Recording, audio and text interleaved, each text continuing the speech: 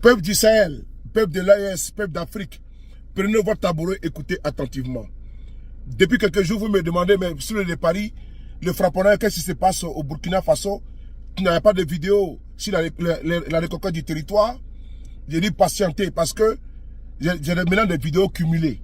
Et donc, je viens vers vous pour vous sortir les vidéos de la semaine. Frères et sœurs, au niveau du front, les nouvelles sont très bonnes. Et pendant ce temps où je fais cette vidéo-là, le capitaine Ibrahim Traoré est actuellement au Niger et également le président colonel Assimi Goïta pour le sommet de l'AES qui se tiendra le 6 juillet 2024. On va aller au front. Au front, les vaillants soldats qui ont décidé d'en finir avec les terroristes et préparent dire les bandits armés, les drogués armés sont montés au front, sont montés en puissance. Ils ont frappé dur et fort. On écoute ensemble. Le point des opérations de reconquête du territoire de la semaine pour commencer donc, des opérations qui ont essentiellement concerné les régions du Sahel et la boucle du Mouhoun où des criminels semaient la terreur. Ils ont été identifiés, suivis et anéantis au moment opportun par les vecteurs aériens. Les échos du front avec Bienvenue Tansa. Les opérations aériennes cette semaine ont concerné particulièrement les régions de la boucle du Mouhoun et du Sahel. En effet, depuis plusieurs jours, un groupe de criminels sème terreur et désolation dans la zone de Doumbala, Lanfira et Warokoui, près de Luna.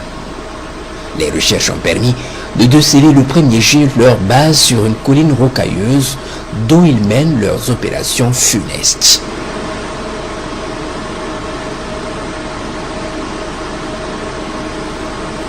Ils y sont nombreux sur la colline et d'autres sous de grands arbres au pied de la colline.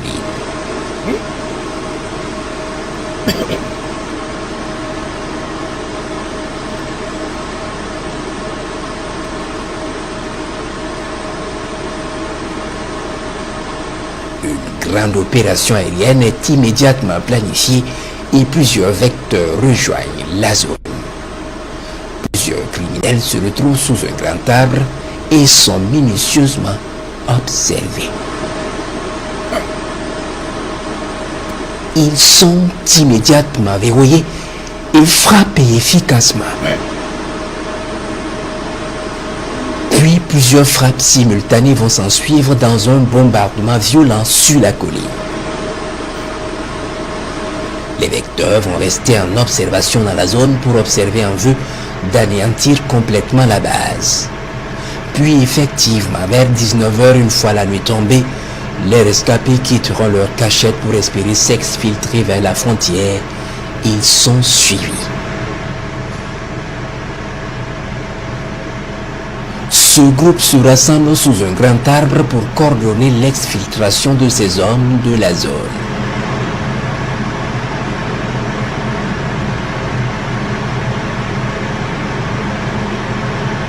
Ils sont immédiatement foudroyés dans leur entrevue.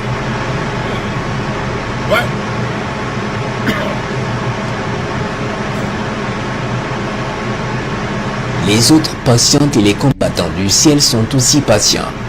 Vers 23 h, un autre groupe tente sa chance pour quitter les lieux. Ces criminels sont minutieusement suivis.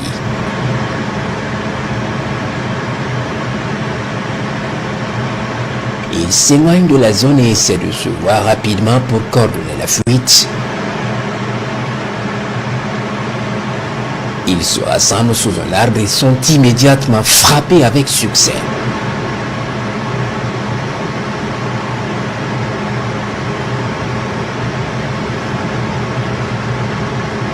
Puis la terreur de la nuit va s'accentuer sur eux.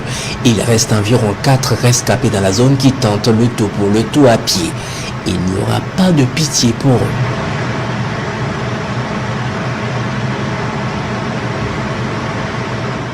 Réfugiés sous un arbre, ils sont anéantis par un missile.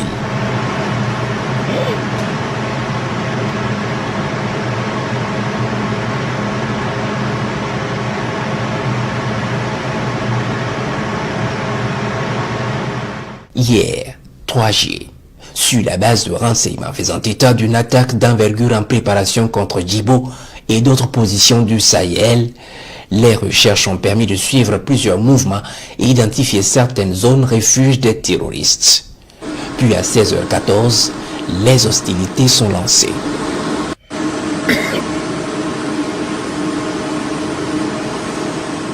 Un tricycle rempli de fûts d'essence qui devait ravitailler les terroristes est suivi minutieusement, puis détruit à l'entrée de la forêt entre Djibo et Inata.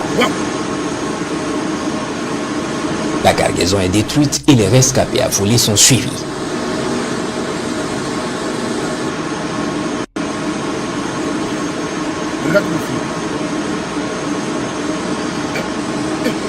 Jusqu'à une âge. Effectivement, cela conduit à un refuge terroriste dans le site d'or de Inata où ils sont installés en attendant sûrement leur cargaison.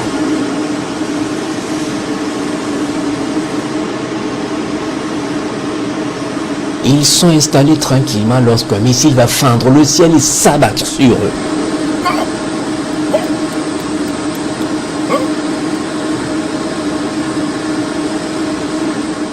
Puis autour de cette importante base camouflée dans ce hameau abandonné, de recevoir la furie des combattants du ciel. Un gros missile va s'abattre dans la base et détruire tout, brûler la logistique camouflée dans les bâtiments.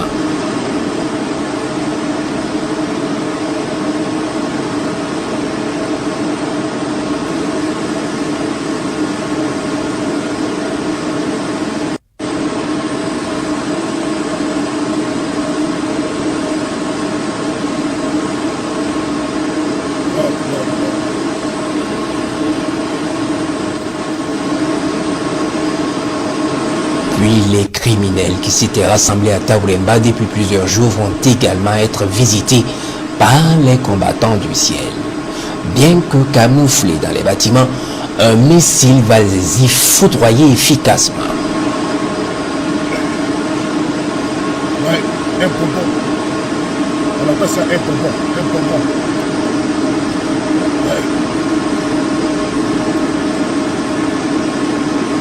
Enfin, les criminels cachés à Foubé vont finir par recevoir leur missile pour clore cette journée.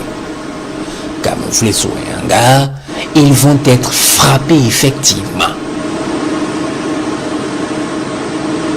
Les opérations se poursuivent. Les opérations se poursuivent, frères et sœurs, peuple du Sahel, peuple d'Afrique, peuple du monde. Voici le travail sur le terrain, dans le Sahel et dans la boucle du monde. Les terroristes ont cru qu'ils étaient en villégiature. Ils ont cru que c'était la cour du roi Péto. Et donc ils sont en villégiature. Ils peuvent faire tout ce qu'ils veulent. Mais ils oublient qu'à chaque fois qu'ils se déplacent, les drones également surveillent le territoire burkinabé.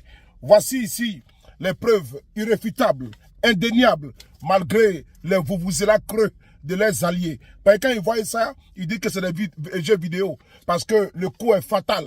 La puissance de feu, elle est redoutable. Et puis, elle inflige des pertes énormes. Des pertes énormes à leurs alliés terroristes, à leurs alliés semés de désolation, de chaos. Ces voyous, ces drogués armés.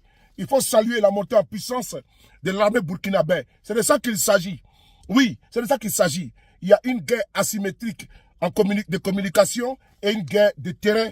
Il faut saluer les VDP, les encourager et dire que le peuple burkinabé, le peuple du monde, le peuple d'Afrique est avec vous et vous soutient. Vive IB.